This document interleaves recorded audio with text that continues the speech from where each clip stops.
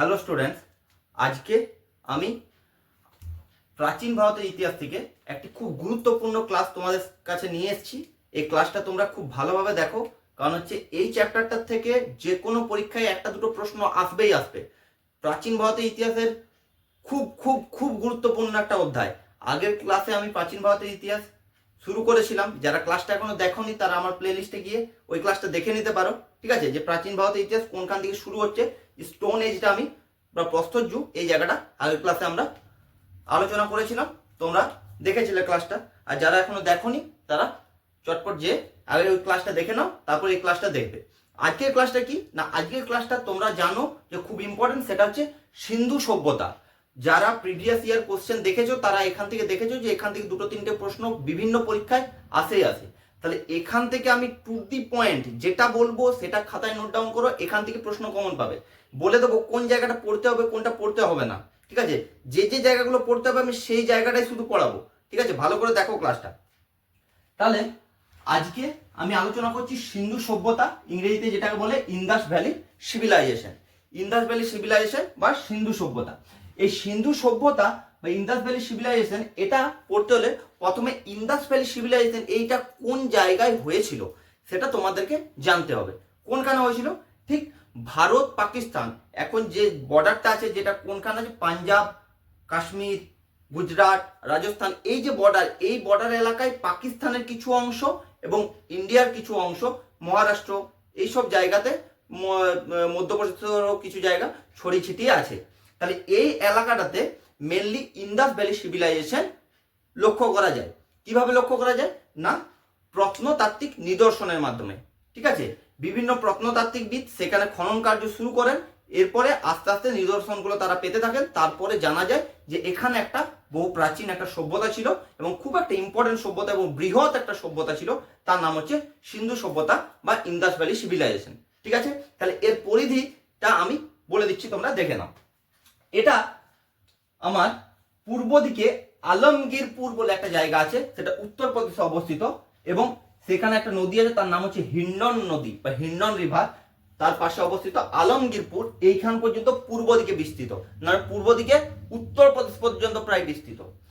পশ্চিম দিকে সুক্তা গেন্দার বলে একটা বালুচিস্তান, বালুচিস্তান জানো পাকিস্তানে অবস্থিত বর্তমানে।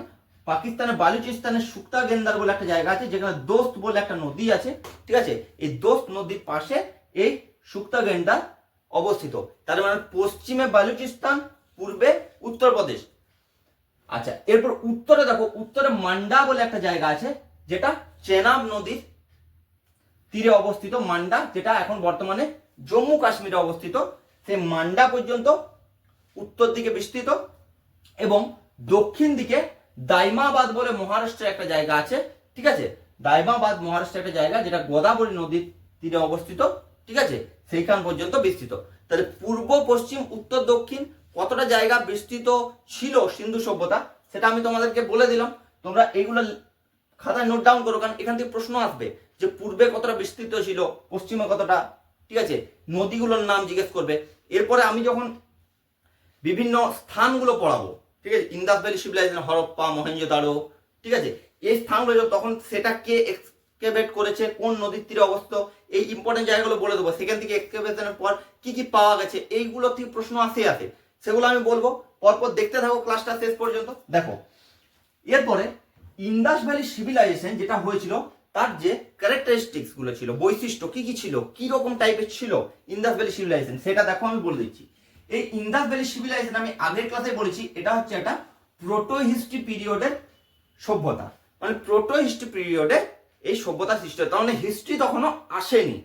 ঠিক আছে, হিস্ট্রি তখনও আসেনি, মানে আমার লিখিত কোনো কিছু এভিডেন্স আমি তখনও পর্যন্ত পাইনি। ঠিক আছে, এখানে কি পেয়েছিলাম, এখানে বিভিন্ন সিল পেয়েছিলাম। ঠিক আছে, আচ্ছা, বিভিন্ন ছবি পেয়েছিলাম, যেগুলো দেখে আমরা বুঝতে পারি সভ্যতাটা কত প্রাচীন বা সভ্যতায় কি কি ছিল না ছিল, সেখান থেকে আমরা বুঝতে পারি। কোনো লিখিত নিদর্শন এখান থেকে পাওয়া যায়নি, তাই জন্য এটা হচ্ছে একটা প্রোটো হিস্ট্রি পিরিয়ডের সভ্যতা। নেক্সট হচ্ছে প্রথম প্রত্নতাত্ত্বিক স্থান হরপ্পা। এটা মনে রাখবে, ভেরি ভেরি ইম্পর্টেন্ট। সিন্ধু সভ্যতার প্রথম প্রত্নতাত্ত্বিক স্থান, মানে প্রথম কোন জায়গাটা আবিষ্কার করা গেছিল সিন্ধু সভ্যতার, তার নাম হচ্ছে হরপ্পা। ঠিক আছে, যেটা বর্তমানে এখন পাকিস্তানে অবস্থিত।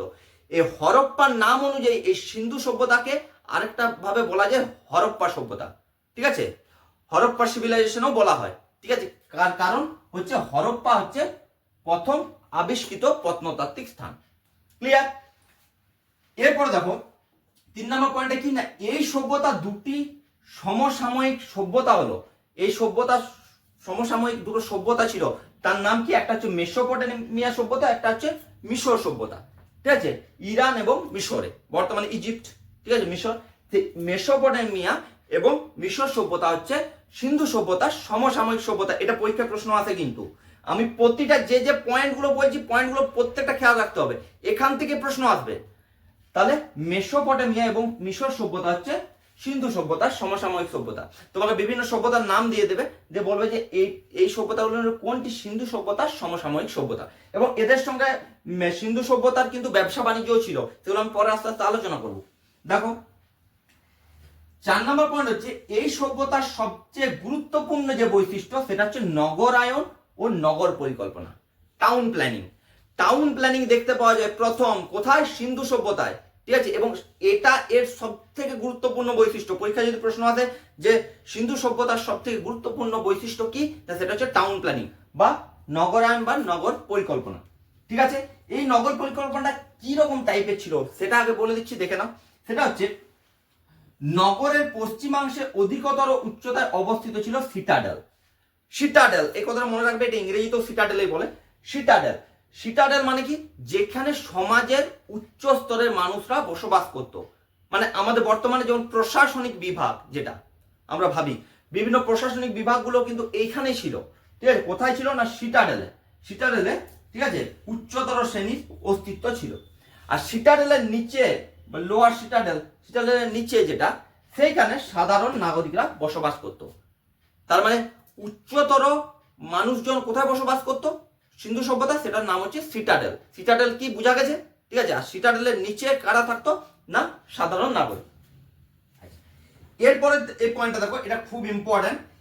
এই সভ্যতার আবিষ্কৃত লিপি হচ্ছে ভাস্টোভেডন লিপি, মানে ভাস্টোভেডন প্রকৃতির লিপি, এবং এখানে পিক্টোগ্রাফিক স্ক্রিপ্ট দেখতে পাওয়া যায়। পিক্টোগ্রাফিক স্ক্রিপ্ট বলতে কি না, বিভিন্ন ছবি দেখতে পাওয়া যায়, ঠিক আছে।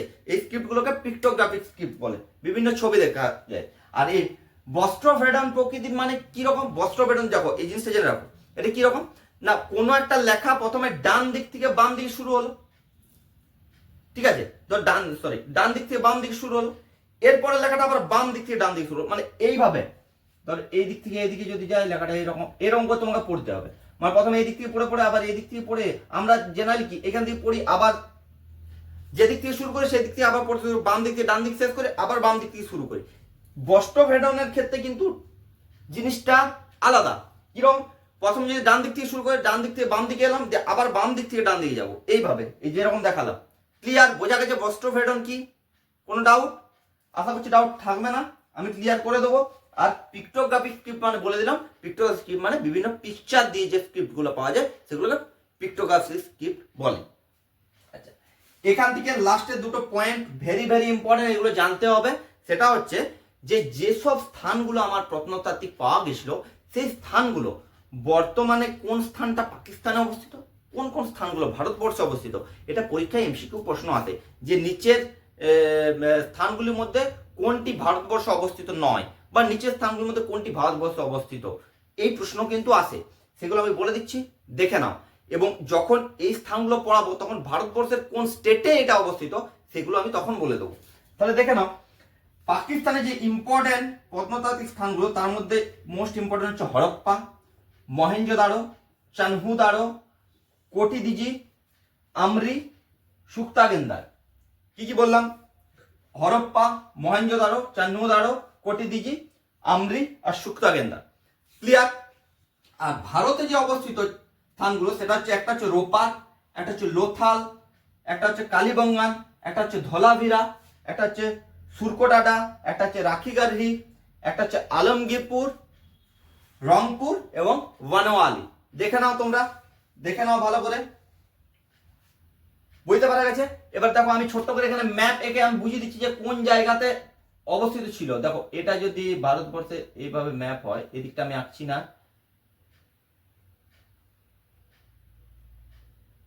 এভাবে যদি থাকে তাহলে ঠিক কোন জায়গায় অবস্থিত ছিল দেখো আমাদের সিন্ধু সভ্যতা, সেটা ঠিক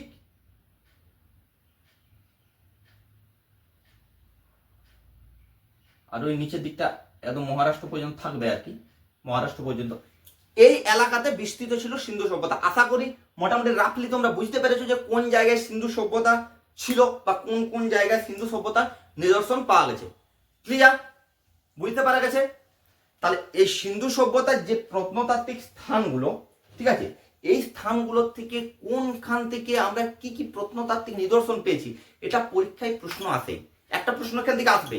এবং এই স্থানগুলো কিছু কিছু ইম্পর্টেন্ট স্থান আছে, যেগুলো ইম্পর্টেন্ট কিছু রিভার আছে, কোন নদীর তীরে অবস্থিত এবং এর এক্সকেভেটর কে ছিল, কে আবিষ্কার করেছিল, এই প্রশ্নগুলো আসে। এগুলো আমি একটা একটা করে আলোচনা করব। একটা ক্লাসের মধ্যে তো আইভিসিটা পুরো ইন্দাস ভ্যালি সিভিলাইজেশন শেষ করা সম্ভব নয়, তাহলে নেক্সট ক্লাসে এই প্রত্নতাত্ত্বিক যে স্থানগুলো আছে সেগুলো আমি তোমাদের সঙ্গে আলোচনা করব। আজকে যে বৈশিষ্ট্যগুলো বলে দিলাম এগুলো ভালো করে দেখে নাও, খাতায় নোট ডাউন করে নাও। এখান থেকে কিন্তু প্রশ্ন দুটো যদি প্রশ্ন আসে, এই জায়গা থেকে একটা আসবে আর এই যে প্রত্নতাত্ত্বিক স্থান আছে সেখান থেকে একটা প্রশ্ন আসবে। ক্লিয়ার? আচ্ছা, তাহলে আজকের ক্লাস কেমন লাগলো তোমরা কমেন্টে অবশ্যই জানাবে। ঠিক আছে, যারা চ্যানেলটা এখনো সাবস্ক্রাইব করোনি তারা চ্যানেলটা সাবস্ক্রাইব করে দাও আর বন্ধুদের মাঝে শেয়ার করে দাও।